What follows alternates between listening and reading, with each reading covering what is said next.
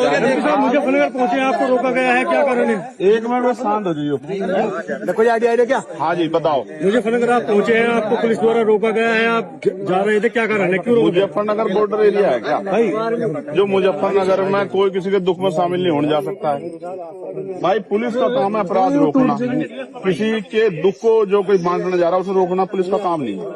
मैं सोनू कश्यप जी जो जिस भाई की हत्या हुई है, जिसको जला के मार दिया, उस माँ को मैंने तड़पते हुए देखा, उसकी बहन को मैंने बड़ी को तड़पते देखा।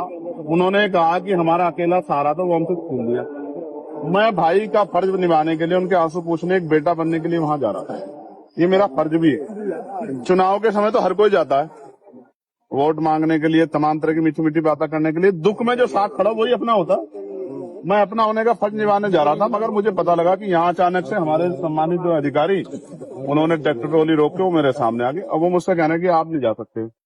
मैं ये पूछना चाहता हूँ कि भाई क्यों नहीं जा सकता हूँ? घटना यहाँ की नहीं है, घटना मेरठ में हुई है। क्या किसी परिवार को उत्तर प्रदेश में, जो पिछड़े वर्ग का परिवार है, कमजोर वर्ग का परिवार है, क्या उसको सांत्वना देना भी अपराध हो गया?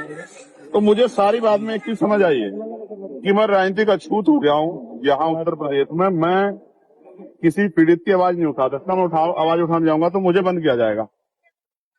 इसका एक तरीका मेरी समझ में आया, मैं इनको रास्ता बता रहा हूँ कि जैसे पिछली बार मुझे गोली लगी थी 23 में, मेरी ये हत्या करवा दे पुलिस वाले मिलकर सारे सरकार के साथ। क्योंकि जब तक मैं जिंदा रहूंगा, अगर मैं खाट पे भी रहा, पिलंग पे भी रहा, तो भी बोलता रहूंगा। तब भी जब भी इन पर अन्याय होगा मैं बोलूंगा, पिछड़ों पे, दलितों, मुसलमानों पे, गरीबों पे, बहनों पे।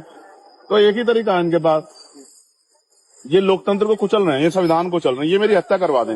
इसके बाद तो उनको शांति मिल सकती है, वरना जब तक मैं हूँ क्या तो ये जुल्म रोके, वरना अगर ये जुल्म करेंगे मेरे लोगों पे तो मैं उनकी आवाज को उठाऊंगा, मैं लड़ाई को लड़ूंगा। मैं किसी बात से नहीं डरता। एमपी साहब कई दिन हत्या को हो चुके हैं, अब तक एक युवक जो इसको भाई मैं तो जब तक परिवार को नहीं सुनूंगा तब तक मैं कुछ नहीं कह सकता हूँ। मैं तो जाऊँ, जब उनके पास जाऊंगा वो मुझे अपनी पीड़ा बताएंगे। जब मुझे अपनी पीड़ा बताएंगे तभी मैं आगे की बात तो कर पाऊंगा।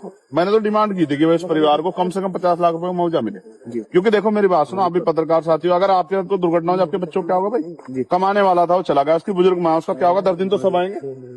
तो उसको 50 लाख रुपए मदद दो, एक सरकारी नौकरी मिले, और सबसे इम्पोर्टेंट है इस घटना की सीबीआई जांच हो। यही मांग उठा रहे हो। अब आप पीड़ित के यहाँ जाएंगे या यहाँ से वापस जाएंगे? आप बताओ मुझे। मैं जैसे आगे बढ़ूंगा तो मीडिया वाले कहेंगे पुलिस से लड़ रहे हैं, तो मैं शांति से बड़े अधिकारियों को कह रहा हूँ कि वो मुझे अपनी गाड़ी में ले चलें, मोटरसाइकिल पे ले चलें। मैं अपने सब साथियों को वहीं रुके, मैं अकेला आदमी जाकर उनकी बात सुन के और उसको आगे आपके सामने बता दूं। इसके अलावा बताओ रास्ता क्या है लोकतंत्र में?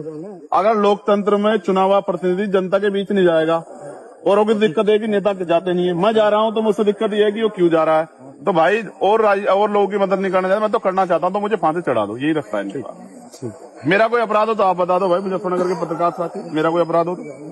क्या किसी के दुख में जाना, कल आपके कुदरत न करे आपके यहाँ दुख हो जाए, अगर आपके यहाँ कोई दुख में आता है उसको रोक लिया जाए, कैसा संदेश जाता है? तो जाएंगे लौटेंगे यार मैं आदमी बड़ा स्पष्ट हूँ, मैं कानून का पालन करता हूँ, संविधान का। अगर ये संवैधानिक रूप से किनके पास कोई तर्क हो तो बता दें कि इसने जान देना चाहते हैं, और नहीं है तो फिर ऐसा है, अगर जिदबाजी करेंगे तो फिर आप जानते हो, फिर तो वही होगा जो एक भाई को अपनी बहनों के सम्मान में, एक बेटे को अपनी माँ के सम्मान में, और एक न्यायप्रिय व्यक्ति को लोगों की लड़ाई लड़ने के सम्मान में जो करना चाहिए, फिर वही होगा। ठीक है भाई। वो पूरा परिवार